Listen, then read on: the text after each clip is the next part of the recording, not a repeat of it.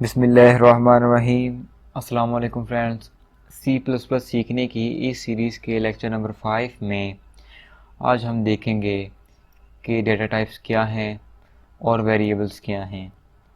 आज की वीडियो बहुत ही इम्पोर्टेंट है क्योंकि डेटा टाइप्स और वेरिएबल्स के बगैर प्रोग्रामिंग नामुकम्मल है। हम जितना भी बड़े से बड़ा प्रोग्राम लिख लें या जितना छोटे से छोटा प्रोग्राम हो, डेटा टाइप्स या वेरिएबल्स के बगैर हम कोई भी प्रोग्राम कंप्लीट नहीं कर सकते। तो आइए देखते हैं कि डेटा टाइप्स क्या है। नाम से ज़ाहिर है डेटा की टाइप। ये दो वर्ड हैं, डेटा टाइप। तो टाइप या डेटा टाइप एक डेटा की एक ऐसी प्रॉपर्टी है जो कि वेरिएबल को बताती है कि डेटा किस टाइप का है। या दूसरे लफ्ज़ों में आप ये कह सकते हैं कि डेटा टाइप डेटा की एक ऐसी प्रॉपर्टी है जो कि वेरिएबल को ये बताती है कि डाटा किस किस्म का वेरिएबल में स्टोर होगा, उस पर कौन सा ऑपरेशन परफॉर्म किया जा सकता है, डाटा का साइज़ कितना है, डाटा की रेंज कितनी है। ये सब की सब डाटा टाइप स्पेसिफाई करती है।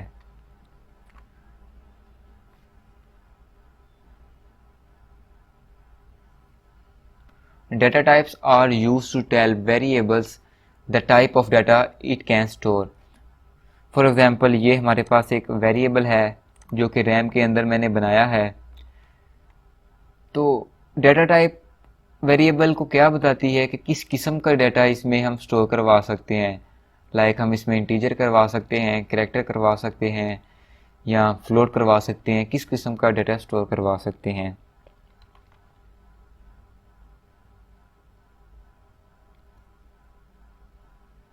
सी लैंग्वेज हमें कुछ डेटा टाइप्स प्रोवाइड करती हैं। सबसे पहले बिल्ट इन डेटा टाइप्स, फिर यूज़र डिफाइंड डेटा टाइप और लास्ट हमारे पास ड्राइव डेटा टाइप।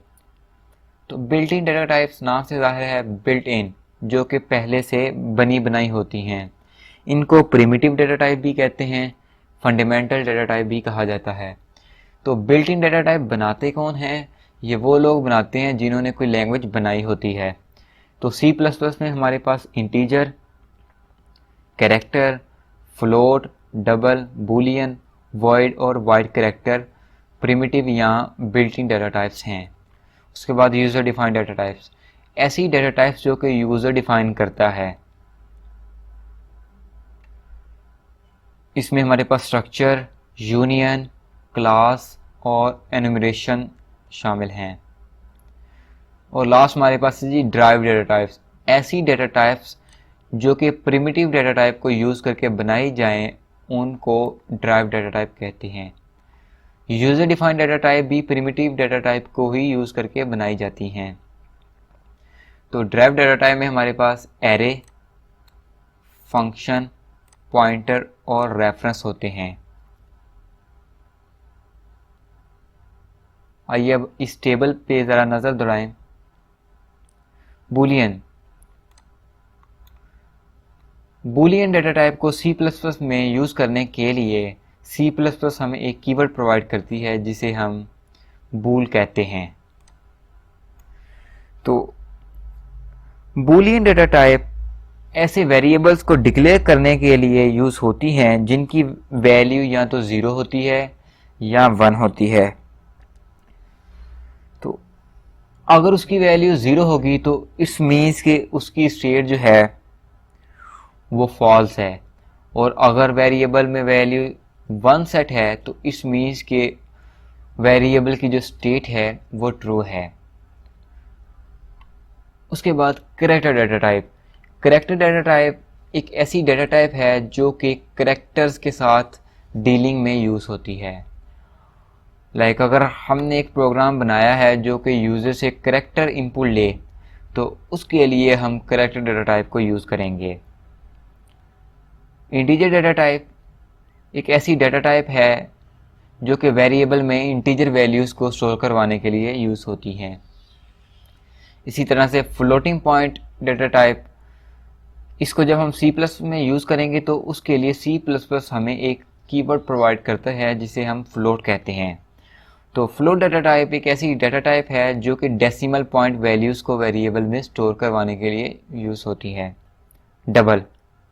अब ये फ्लोटिंग पॉइंट डेटा टाइप में ही एक एक्सटेंशन है। तो डबल डेटा टाइप जो है वो फ्रैक्शन वैल्यू के साथ होल वैल्यूज़ को भी रिप्रेजेंट करने के लिए यूज़ होती है। इसमें हम टोटल 15 डिजिट को स्टोर करवा सकते हैं बशमूल फ्लोटिंग पॉइंट के राइट साइड और लेफ़्ट साइड की वैल्यूज़ को। उसके बाद वैल्यूलेस डेटा टाइप को जब हम C++ में यूज़ करेंगे तब हम वॉइड का कीवर्ड यूज़ करेंगे। अब वॉइड को हम यूज़ कहाँ पे कर सकते हैं? फर्स्ट ऑफ ऑल हम वॉइड को as a function return type use कर सकते हैं। उसके बाद हम वॉइड को एज अ फंक्शन पैरामीटर भी यूज़ कर सकते हैं। Void character data type use करने के लिए C++ हमें एक कीवर्ड प्रोवाइड करती है जिसे wchar_t कहते हैं। अब आपने कमेंट में बताना है कि ये डेटा टाइप हम क्यों यूज़ करते हैं, ये आपका टास्क है।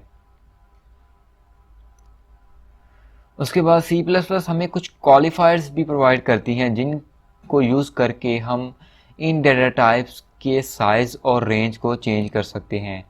क्वालिफायर्स को मॉडिफायर्स भी कहते हैं।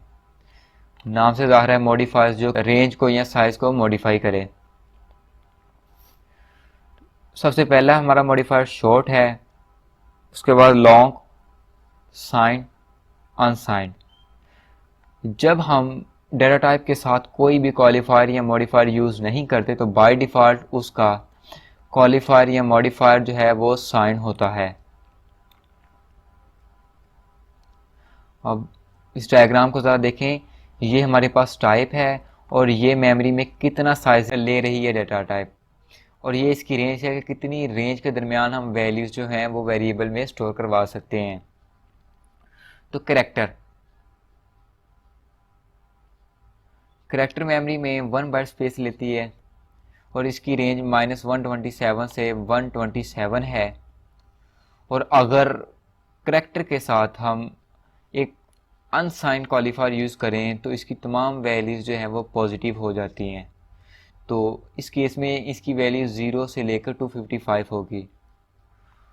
तो मैंने आपको बताया था कि जब हम डेटा टाइप के साथ कोई क्वालिफायर यूज़ नहीं करते तो बाय डिफ़ॉल्ट उसका क्वालिफायर क्या होता है? साइन। तो जहाँ पे भी डेटा टाइप के साथ क्वालिफायर जो है वो साइन यूज़ होगा तो उसकी रेंज जो है वो उसी डेटा टाइप के इक्वल होगी। ठीक है। इंटीजर मेमोरी में 4 बाइट स्पेस लेती है, ये आप इसकी रेंज रीड कर सकते हैं। तो ये जो इंटीजर का साइज़ है ये डिपेंड करता है कंपाइलर के साइज़ के ऊपर। 16 बिट कंपाइलर के लिए इंटीजर का साइज़ 2 बाइट होगा और 32 बिट कंपाइलर के लिए इंटीजर का साइज़ 4 बाइट होगा। टर्बो C++ हम यूज़ करते हैं तो उसमें इंटीजर का साइज़ 2 बाइट होगा क्योंकि वो कंपाइलर 16 बिट है, जबकि डेव C++ और इससे ऑनवर्ड जितने भी कंपाइलर्स हैं वो 32 बिट यूज़ करते हैं, तो इस वजह से उसमें इंटीजर का साइज़ 4 बाइट होगा। तो ये आपका क्वेश्चन भी आ सकता है कि इंटीजर का साइज़ किस चीज़ पर डिपेंड करता है, तो इसका आंसर होगा कि कंपाइलर के साइज़ पर डिपेंड करता है। उसके बाद अनसाइन इंट, तो अनसाइन इंट में हमारे पास तमाम पॉजिटिव वैल्यूज़ आ जाती हैं। तो आपने इन वैल्यूज़ को अगर इसमें ऐड करें तो हमारे पास ये वैल्यू आएगी। ठीक है। उसके बाद साइन, तो मैंने कहा था कि अगर हम डेटा टाइप के साथ कोई भी क्वालिफायर यूज़ ना करें तो बाय डिफ़ॉल्ट उसकी टाइप क्या होती है? साइन होती है। तो फिर क्या होगा? इसकी रेंज जो है वो फिर उसी डेटा टाइप के इक्वल होगी। शॉर्ट इंट जो है वो इंटीजर का हाफ होता है, तो इसका साइज़ 2 बाइट है, तो ये इसकी रेंज है। अब आप सोच रहे होंगे कि ये रेंज किस तरह से आ रही है, तो रेंज को कैलकुलेट करने का एक फार्मूला है हमें दिया गया। साइन के लिए फार्मूला हमारे पास होता है 0 से लेकर 2 की पावर n-1। अब n क्या है? n उस टाइप का साइज है। लाइक अगर हमारे पास कैरेक्टर का जो साइज़ है वो 1 बाइट है, तो 1 बाइट में कितने बिट होते हैं? 8 बिट। तो 2 की पावर 8 हम करें, फिर उसमें -1 कर दें, तो हमारे पास ये वैल्यू आएगी। ठीक है। और अनसाइन के लिए हमारे पास -2 की पावर n-1 से लेकर 2 की पावर n-1, और फिर हमने क्या करना है, -1 भी कर देना है साथ। अब n में आप ज़रा साइज पुट करें। लेट्स हम शॉर्ट का साइज पुट करते हैं, तो ये हमारे पास होगा -2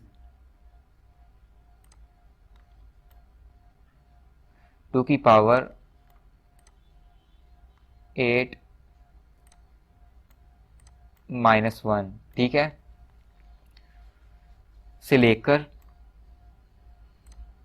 2 की पावर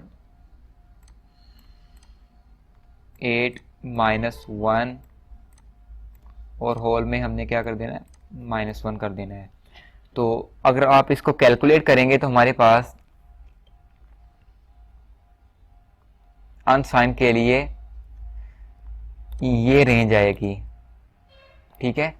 बाकी आपने ये तमाम इसी तरह से इनका साइज़ देख लेना है, इनकी रेंज देख लेनी है, और इनके जो कीवर्ड्स हैं वो आपने देख लेने हैं। अब हमने बात करनी है यूज़र डिफाइंड डेटा टाइप्स की। तो यूज़र डिफाइंड डेटा टाइप्स ऐसी डेटा टाइप्स हैं जो कि यूज़र डिफाइन करता है। तो हम प्रिमिटिव डेटा टाइप को यूज़ करके user defined data type define करते हैं। तो सबसे पहले हमारी जो यूज़र डिफाइंड डेटा टाइप है वो है structure. Structure is a user defined data type use to store non homogeneous data. अब नॉन होमोजीनियस डेटा क्या है? फॉर एग्जांपल एक स्टूडेंट है, उसके रेलेवेंट उसका क्या डेटा हो सकता है? उसका नेम हो सकता है, उसकी एज हो सकती है, उसके सेल नंबर हो सकता है, या और भी बहुत कुछ डेटा उसके रेलेवेंट हो सकता है। तो अब गौर करें कि ये एक किस्म का डेटा नहीं है। नेम जो है ये एक स्ट्रिंग है, एज जो है वो फ्लोट टाइप का डेटा होगा, सेल नंबर जो होगा या फ़ोन नंबर उसका होगा वो होगा इंटीजर डेटा टाइप में। ठीक है।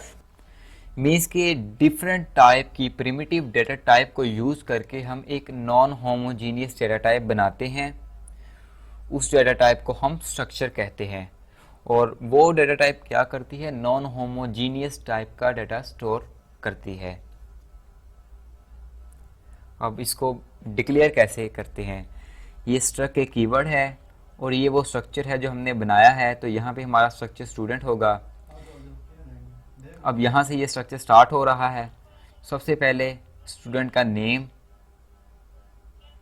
एक स्ट्रिंग होता है, तो इस वजह से हमने कैरेक्टर एक एरे बना ली है। उसके बाद उसका सेल नंबर, फिर उसकी एज, और यहाँ पे हम स्ट्रक्चर को क्लोज कर रहे हैं। तो स्ट्रक्चर में हम हर डाटा मेंबर को इंडिविजुअली एक्सेस कर सकते हैं। उसके बाद यूनियन भी एक यूज़र डिफाइंड डेटा टाइप है, जिसमें सब डाटा मेंबर जो हैं वो एक ही मेमोरी लोकेशन जो है वो शेयर करते हैं। यूनियन में हम इंडिविजुअली डेटा मेंबर को एक्सेस नहीं कर सकते, एक टाइम पर हम एक ही डेटा मेंबर को एक्सेस कर सकते हैं। इसको भी स्ट्रक्चर की तरह ही डिक्लेयर करते हैं। यूनियन एक कीवर्ड है और स्टूडेंट उस यूनियन का नेम है जो हमने बनाया है, और यहाँ से ये यूनियन स्टार्ट हो रहा है। सेम वही चीज़ है जो हमने स्ट्रक्चर के केस में की है। दोनों में डिफरेंस क्या है कि इसमें हर डेटा मेंबर जो है इसका अपना साइज होता है, लेकिन इसमें सब डेटा मेंबर्स जो हैं वो एक ही मेमोरी लोकेशन को शेयर करते हैं, और वो मेमोरी लोकेशन जो उनमें हाईएस्ट टाइप का वेरिएबल होता है वो उसकी होती है। लाइक इसमें हाईएस्ट टाइप किसकी है? यहाँ तो इंटीजर की है और यहाँ फ्लोट की है। तो फ्लोट इंटीजर की है, तो इट्स मीन्स के 4 बाइट जो है वो इस यूनियन की मेमोरी होगी रैम के अंदर।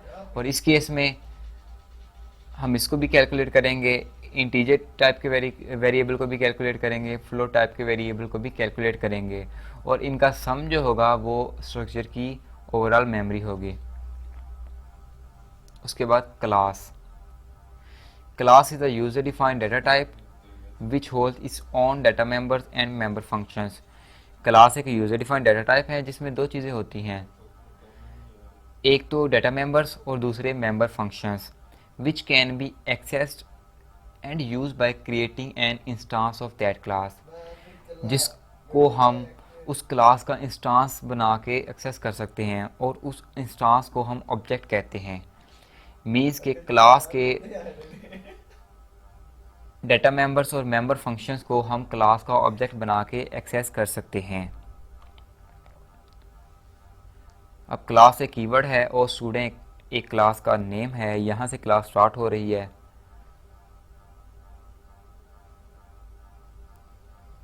तो ये एक ओवरऑल क्लास का स्ट्रक्चर है।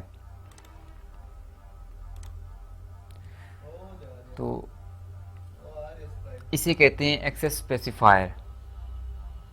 अब ये हमारा कंसर्न नहीं है कि हमने यहाँ पे इसको क्यों यूज़ किया है, क्योंकि जब हम ऑब्जेक्ट ओरिएंटेड की सीरीज़ पे वीडियोस बनाएंगे तब आपको डिटेल में बताएंगे। यहाँ पे मैं जस्ट आपको इतना बता रहा हूँ कि इस डेटा मेंबर को मैंने प्राइवेट रखने के लिए इसकी जो एक्सेस स्पेसिफायर है उसको प्राइवेट कर दिया है। उसके बाद पब्लिक, हमारे पास जो मेंबर फंक्शन होते हैं वो पब्लिक होते हैं। तो मैं क्या कर रहा हूँ, इस डेटा मेंबर को इस फंक्शन में एक्सेस कर रहा हूँ, और ये डेटा मेंबर हमारा प्राइवेट है और ये फंक्शन जो है ये हमारा पब्लिक है। ठीक है। एलेक्स एलेन ने क्या खूब एक मिसाल दी है कि अगर क्लास एक घर है तो फिर फंक्शन उसके दरवाजे हैं और वेरिएबल जो हैं वो उसमें पड़ी हुई चीज़ें हैं।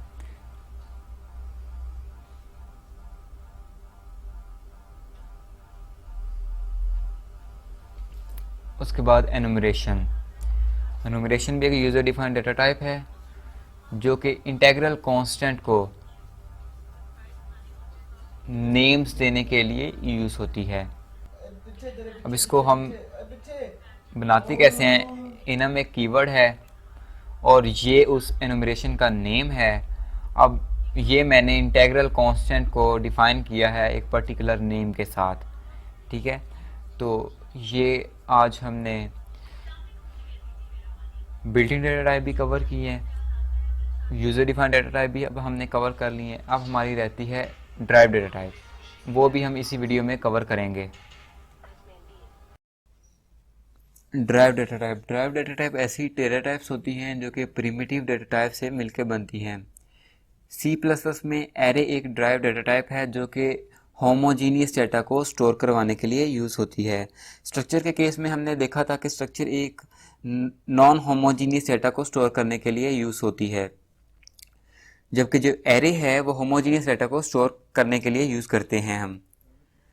तो ये होमोजीनियस और नॉन होमोजीनियस में क्या डिफरेंस है, वहाँ पे मैंने एक एग्जांपल दी थी आपको स्टूडेंट की, कि स्टूडेंट के रेलेवेंट उसका क्या डाटा हो सकता है, उसका नेम, उसकी एज, उसके मार्क्स, उसका सेल फोन नंबर।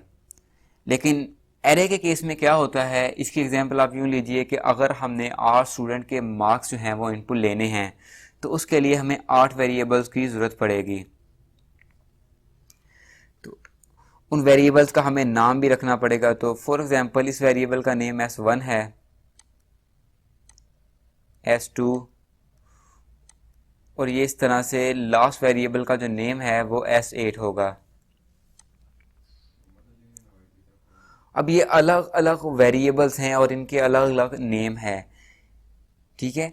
तो क्यों ना हम इन 8 वेरिएबल का एक ग्रुप बना दें और उस ग्रुप का नाम रख दें स्टूडेंट। तो इस केस में ये एक एरे बन जाएगी। ये एरे क्या करेगी, ये होमोजीनियस डाटा को स्टोर करेगी। अब देखें एरे के केस में क्या होता है कि फर्स्ट जो एलिमेंट है उसकी पोजीशन होती है 0 और लास्ट एलिमेंट की होती है n-1। n क्या है हमारे पास, n है टोटल नंबर ऑफ एलिमेंट। तो इंडेक्स जो है हमेशा n-1 होता है, मीन्स कि अगर 8 हमारे पास इसमें एलिमेंट्स हैं, 8 वेरिएबल्स हैं, तो लास्ट इंडेक्स हमारे पास होगा 7। तो अगर मैं स्टूडेंट में मौजूद सेकंड वेरिएबल की या सेकंड इंडेक्स की वैल्यू एक्सेस करना चाहता हूं, तो फिर मुझे कुछ इस तरह से लिखना पड़ेगा कि student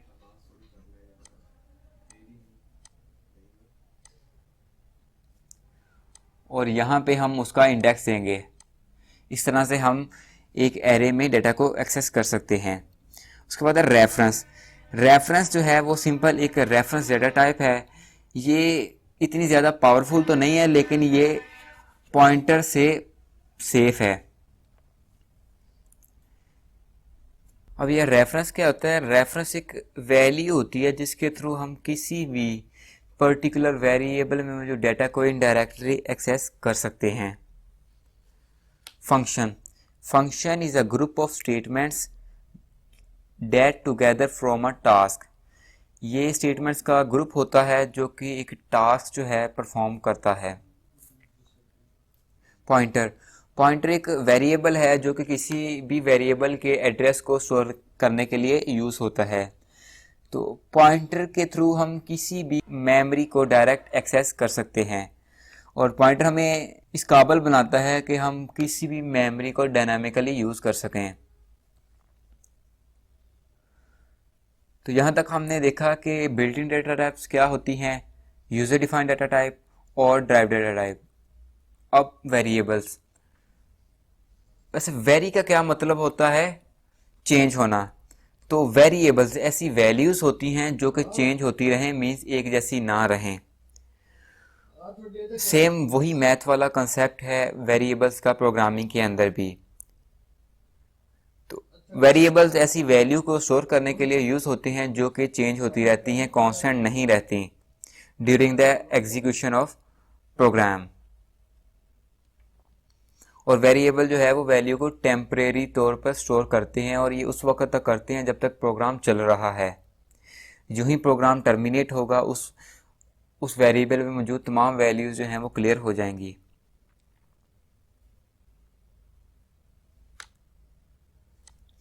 variable is a storage address. Variable एक स्टोरेज का एड्रेस होता है, paired with an associated symbolic name which contains some known or unknown quantity of information referred as value। वो कह रहा है कि वेरिएबल जो है वो एक स्टोरेज का एड्रेस है जिसको हम एक स्पेसिफिक नेम के साथ एसोसिएट करते हैं, और उसमें एक कोई अननोन या नॉन वैल्यू होती है। अब नॉन वैल्यू तो चलो हमें पता है कि वो वैल्यू जो हम असाइन करते हैं वेरिएबल को। अननोन वैल्यू गार्बेज वैल्यू होती है जो कि हमें भी नहीं पता कि वो वैल्यू क्या है, लेकिन वो प्रोग्राम की एग्जीक्यूशन पे इफेक्ट डाल सकती है। वेरिएबल के थ्रू हम किसी भी डेटा को कोई डिस्क्रिप्टिव नेम दे सकते हैं। लाइक अगर एज है, तो एज अगर किसी भी स्टूडेंट की फ्लोट में है तो हम उसको एक स्पेसिफिक नेम दे सकते हैं, एक वेरिएबल बना सकते हैं एज के नाम से। तो वेरिएबल क्या होगा? वो डिस्क्रिप्टिव वेरिएबल होगा जो कि ये बता रहा होगा कि इसमें यूज़र जो है वो एज स्टोर करवाना चाह रहा है। ये देखें वेरिएबल जो है ये रैम के अंदर बनते हैं।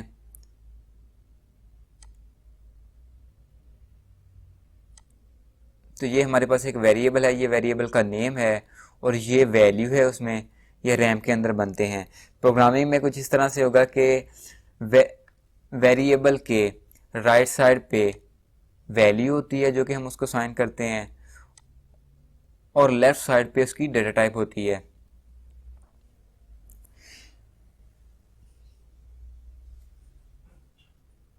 उसके बाद है वेरिएबल डिक्लेरेशन। वेरिएबल डिक्लेरेशन का मतलब ये है कि हम वेरिएबल के साथ उसकी डेटा टाइप भी स्पेसिफाई कर देते हैं। अब इसका सिंटैक्स क्या है? टाइप फिर वेरिएबल का नेम। अच्छा, ये वेरिएबल डिक्लेरेशन करती क्या है? ये कंपाइलर को वेरिएबल के बारे में बताती है। क्या बताती है? ये कंपाइलर को वेरिएबल के बारे में ये बताती है कि इसका साइज़ क्या है, इसकी रेंज क्या है, और कौन कौन से ऑपरेशन जो हैं वो हम इस वेरिएबल के ऊपर परफॉर्म कर सकते हैं। एग्जाम्पल देखें जी, इंट सेल और फ्लोट मार्क्स। उसके बाद वेरिएबल इनिशियलाइजेशन। जब हम वेरिएबल में कोई वैल्यू सेट कर देते हैं तो उसे कहते हैं वेरिएबल इनिशियलाइजेशन। सिंटैक्स इसका क्या है, ये वेरिएबल का नेम होगा, ये वेरिएबल की टाइप होगी और ये असाइनमेंट ऑपरेटर। और तो वेरिएबल के राइट साइड पे वैल्यू होती है और लेफ्ट साइड पे क्या होता है जी, उसकी टाइप होती है। तो C++ लैंग्वेज में किसी भी वेरिएबल को यूज़ करने से पहले उसको डिक्लेयर करना लाजमी है। अगर हम वेरिएबल में कोई वैल्यू भी इनिशियलाइज नहीं करते तो बाय डिफ़ॉल्ट उसमें गार्बेज वैल्यू आ जाती है जो कि अननोन वैल्यू होती है। तो इस डिफ़िकल्टी से बचने के लिए हम कोई ना कोई वैल्यू असाइन कर देते हैं। एग्जांपल देखें, int sale float marks. C++ में वेरिएबल्स के नेम रखने के कुछ रूल्स हैं। फर्स्ट रूल ये है कि वेरिएबल का जो नेम है वो एक लेटर पे भी मुश्तमिल हो सकता है या इसकी मैक्सिमम रेंज जो है वो 255 लेटर्स तक हो सकती है। इससे ज़्यादा बड़ा आप वेरिएबल का नेम नहीं लिख सकते। वेरिएबल का नेम जो है वो लेटर से स्टार्ट हो सकता है या अंडरस्कोर से। कैपिटल लेटर से भी स्टार्ट हो सकता है और स्मॉल लेटर से भी स्टार्ट हो सकता है।